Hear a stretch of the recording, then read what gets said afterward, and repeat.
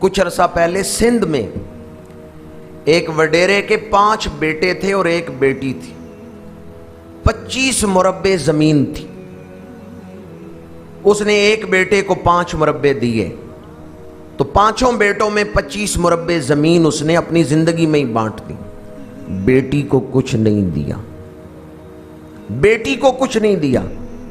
شادی اس کی کر دی تھی لیکن اس کو دیا کچھ نہیں. 25 مربع زمین 5 بیٹوں میں بانٹ دی. ہر بیٹے کو 5 مربع دے دیے. بیٹی خاموش ہو گئی. بیٹی چپ کر گئی. اس نے نہیں آواز اٹھائی کہ بیٹوں کو دے رہے ہو تو مجھے بھی کچھ دو. عارف کھڑی نے بڑی پیاری بات لکھی ہے. تیاں لئی پردیس وے بابل تے پتراں لئی جاگیراں, چپ رہنا منہ کچھ نہ کہنا اے تیاں دیاں تقدیراں. تیاں لئی پردیس وے بابل تے پتراں لئی جاگیراں. وہ وڈیرا جس نے 5 مربع ہر بیٹے کو دیے تھے, جب وہ فوت ہوا, نماز جنازہ تیار ہے, صفیں بن رہی ہیں, اس کا ایک قرض خواہ آ گیا. وہ بھی وڈیرا تھا. اس کے ہاتھ میں چیک تھا. اس نے کہا میں نماز جنازہ نہیں پڑھنے دوں گا, پہلے اس میت کے وارث کوئی ذمہ داری لے کہ اس کا قرض کون دے گا. یہ 20 لاکھ کا چیک میرے پاس ہے جو اس شخص نے مجھے دیا تھا.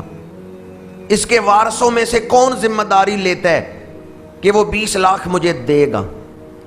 وہ بیٹے جنہوں نے 5 مربع زمین لی تھی نا, وہ ایک دوسرے پہ ڈال رہے ہیں.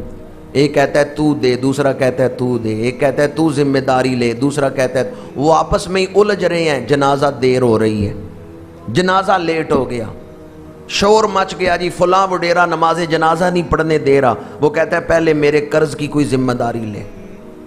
بچی کو پتہ چلا, بیٹی بھی آئی ہوئی تھی باپ کے مرنے پہ, اس کو پتہ چلا کہ فلاں شخص نے میرے باپ کی نماز جنازہ رکوا دی ہے.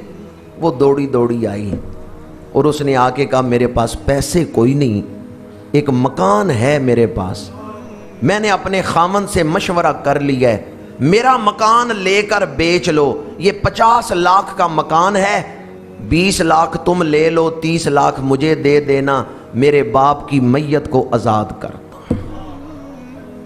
میں نے جب یہ واقعہ پڑھا تو سوچنے لگا وہ میت کتنی تڑپتی ہوگی جب بیٹی آئی اور اس نے اپنا مکان اس قرض خواہ کو دینے کا اعلان کیا کہ میرا مکان بیچ کے باپ کا قرض اتار دو. اس وقت میت کی روح کتنی تڑپتی ہوگی, میری بیٹی تجھے تو میں نے حق دیا ہی نہیں تھا اور تو میرے قرضے اتار رہی. تجھے تو میں نے حق دیا ہی نہیں اور تو میرے قرضے اتار رہی. میرے آقا کریم نے فرمایا بیٹیاں محبت کرنے والی ہیں. ایک بیٹی نے اپنے باپ سے پوچھا کہ ابا جان میں نے کبھی آپ کو رلایا بھی ہے, بچپن میں کبھی میں نے آپ کو رلایا بھی ہے. باپ نے کہا ہاں, ایک دن تو نے مجھے بڑا رلایا تھا. بیٹی نے کہا کس دن؟ باپ نے کہا تیری عمر 4-5 سال تھی تو میں ایک دن تیری قابلیت کا جائزہ لینے لگا. 3 چیزیں میں نے تیرے سامنے رکھیں, پیسے, کھلونے اور قلم, کہ ان تینوں میں سے کوئی ایک اٹھا لو. میں چاہتا تھا تیری قابلیت کا جائزہ لوں, تو کس چیز کو پسند کرتی ہے. پیسے رکھے, کھلونے رکھے اور قلم رکھی.